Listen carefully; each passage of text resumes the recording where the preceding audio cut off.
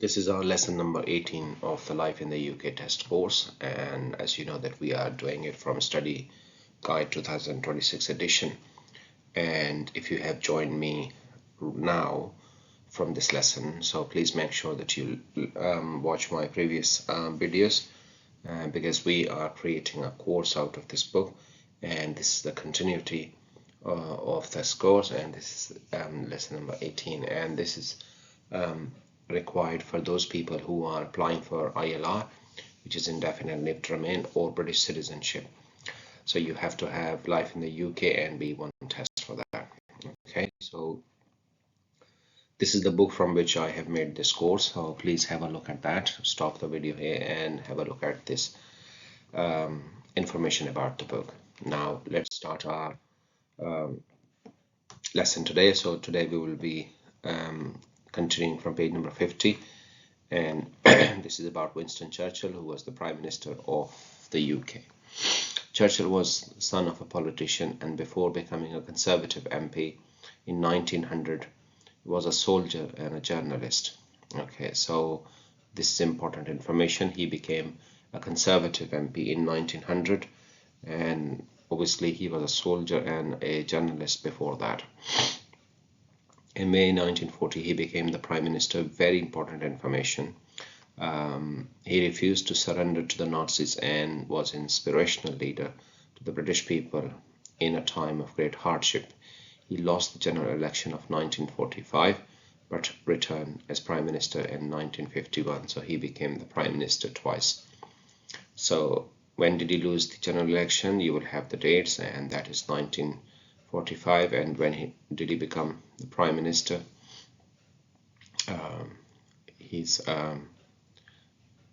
That would be 1951. He was an MP and stood down at 1964 general election. Following his death in 1965, he was given a state funeral. So this is also very important information. He died in 1965 and he was given a state funeral. He remains a much admired figure to this day. In 2002 was voted the greatest Briton of all time by the public. Okay, that's important. He was voted as the greatest Briton of all time in 2002. During the war, he made some famous speeches, and these are some of the extract from his speeches. So this is very, very important, I will tell you. So what happens now is that you will have one of the quotations from Churchill, and you will be asked who said that, and then you will be given a couple of people's names. So you have to remember, I have nothing to offer but blood, toil, tears and sweat. This is one. And then he made a speech in the House of Commons after he became the Prime Minister in 1940. So this is the speech: we shall fight on the beaches, we shall fight on the landing grounds, and all of it. You will not have the whole speech, but you will have maybe one or two sentences from this, and you will be asked who said that, or when did Churchill make this speech to the House of Commons after Dunkirk, sea above. This is 1941. Never in the field of human conflict was so much owed by so many to so few. Speech to the House of Commons during the Battle of Britain in 1940. So these are some of those. Mostly you wouldn't be asked when did he say that, but you will be asked who said that. So this is very important topic. At the time, at the same time as defending Britain, the British military was fighting the Axis on many fronts. So we again continue discussing about the World War II. In Singapore, the Japanese defeated the British and then occupied Burma, threatening India. The United States entered the war when the Japanese bombed the naval base in Pearl Harbor in December 1941. This is an important question. The question could be, when did the United States enter the conflict? That same year, Hitler attempted the largest invasion in history by attacking the Soviet Union. It was a fierce conflict with huge losses on both sides. German forces were ultimately repelled by the Soviets. So damage sustained power. So the same year means 1941.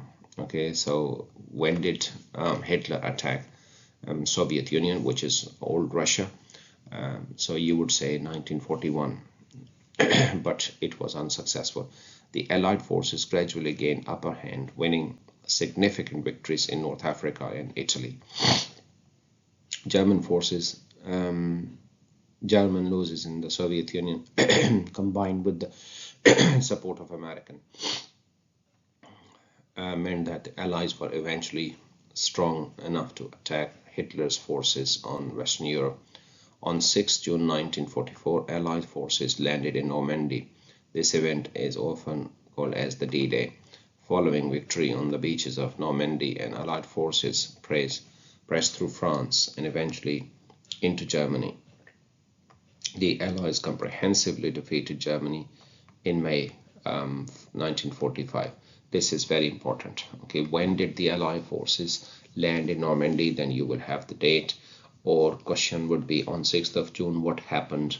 And then you will have some options. One of them would be the Allied forces landed in Normandy, and others, so you have to choose this one. The war against Japan ended in August 1945. That's important, so you will remember that, when the United States drops its newly developed atom bombs on the Japanese cities of Hiroshima and Nagasaki. That's important. When did the US drop atom bombs on Japan? So it was August 1945. Which two cities? Then you have to say Hiroshima and Nagasaki. Scientists led by New Zealand-born Ernest Rutherford, working at Manchester and then Cambridge University, were the first to split the atom. Now, this is important. Why? Because Ernest Rutherford, who was the name of the scientist who developed the idea of atom bomb, so he split the atom, and then extreme amount of energy was released. So then scientists thought that if we could control atom and split this in a way, in a millions and trillions of atoms, then it could emit quite a huge amount of energy which could be destructive. So based on the splitting of atom, they developed atom bomb. The question would be, who developed atom bomb? Ernest Rutherford. And sometimes you will have the question, at which two universities Ernest Rutherford worked, and then you will say Manchester University and Cambridge. Some British scientists went on to take part in Manhattan Project in the United States, which developed the atomic bomb. The war was finally over. So the project was Manhattan Project, okay, where they developed atom bomb, and some of the British scientists also took part in that. Next is Alexander Fleming.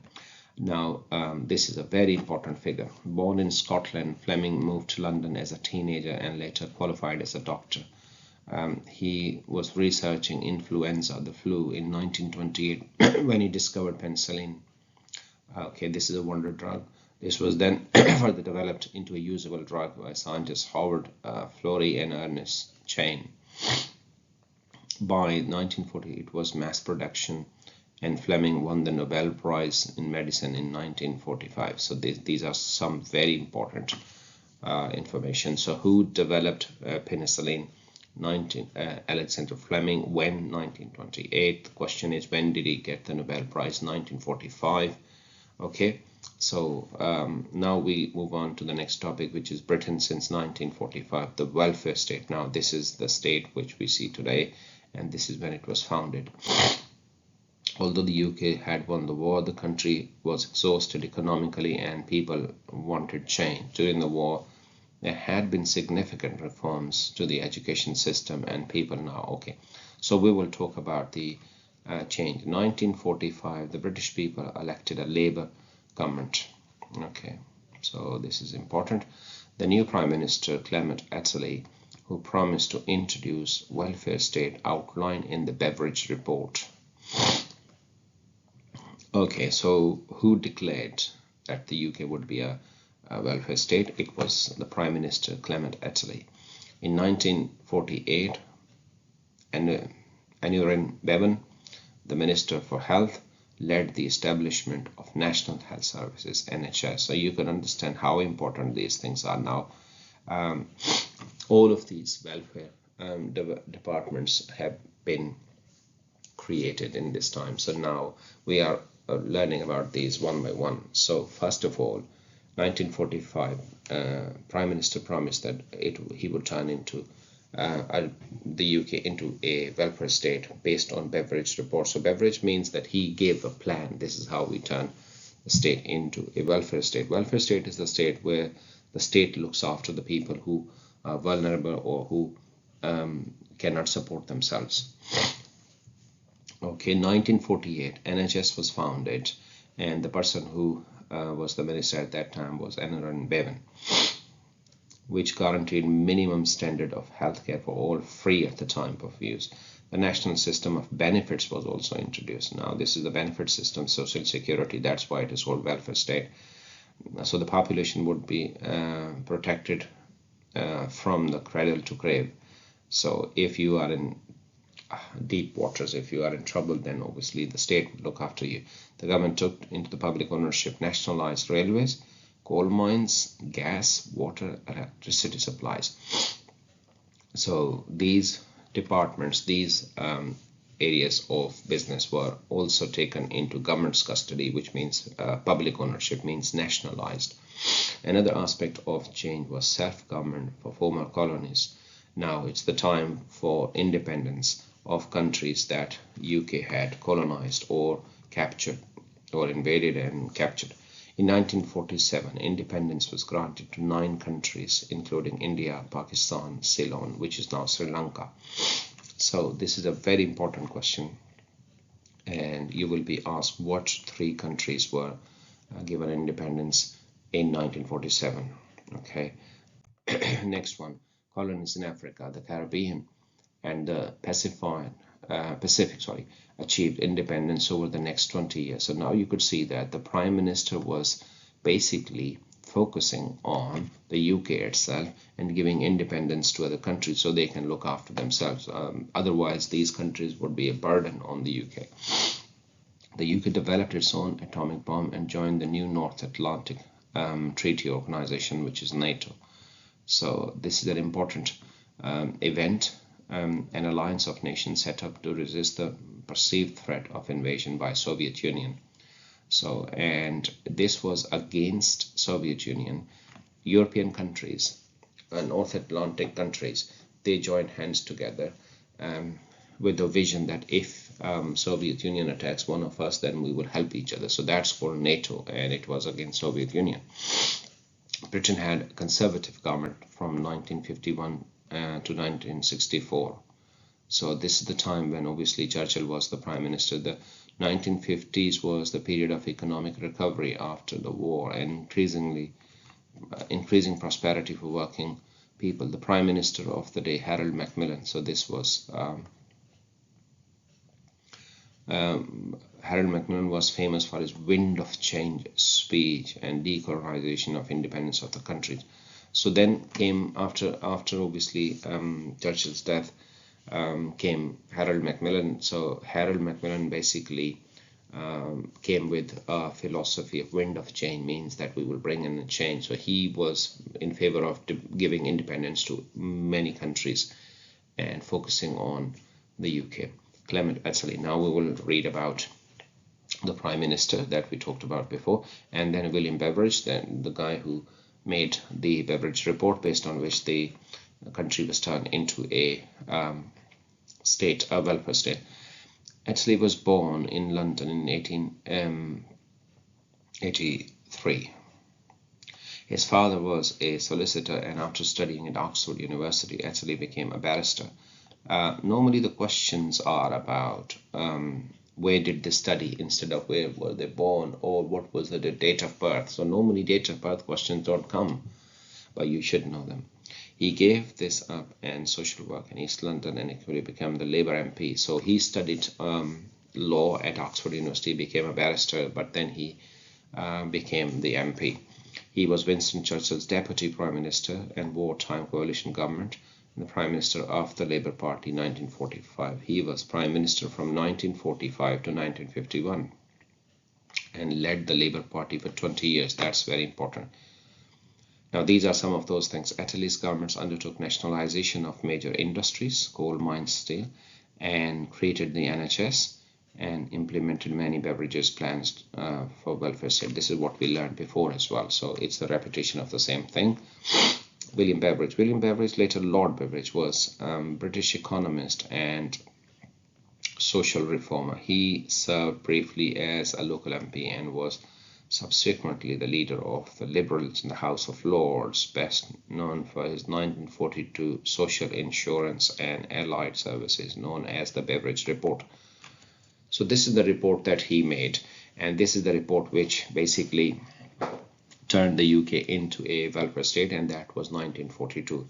The report was compromised by the wartime government in 1941 and recommended the government should find ways of fighting 5 giant evils of want, disease, ignorance, squalor, and idleness, provided the basis of modern welfare state. So in the report it said that if the government can fight against these 5 giant evils, mean these 5 basic problems. Want means greed, disease, ignorance, squalor means being lazy, doing nothing, and idleness. So then they can change the state into a welfare state. Okay, so that's it. So now what we could do is you could stop the video here and then you try to answer these questions. These questions are answered based on today's lesson, and obviously I would ask you to check your answers and find out how many questions you answered correctly, and whichever questions were wrong, please go back and have a look at them again, or from the video, or maybe from your books. Okay, so if you have any questions, let me know. Thank you very much for watching. I'll see you in the